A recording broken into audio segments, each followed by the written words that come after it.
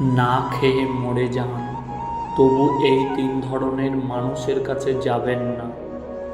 জীবনের একটা কঠিন শিক্ষা হলো, প্রয়োজনে না খেয়ে থাকো, প্রয়োজনে রিক্সা চালিয়ে খাও, কিন্তু শুধুমাত্র অভাবের কারণে মায়ের ভাই মামার কাছে, বাবার ভাই কাকার কাছে বা আত্মীয় স্বজনের কাছে বারবার হাত পেত না।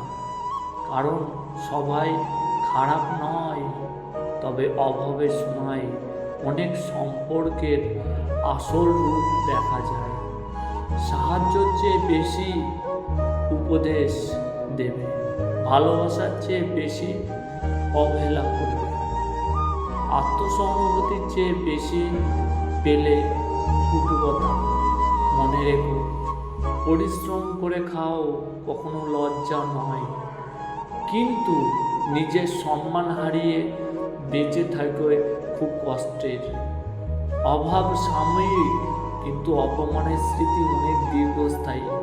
তাই নিজের ওপর ভরসা রাখো, পরিশ্রম করো আর মাথা উঁচু করে বেঁচে থাকো। ভিডিওটি ভালো লাগলে শেয়ার করবেন।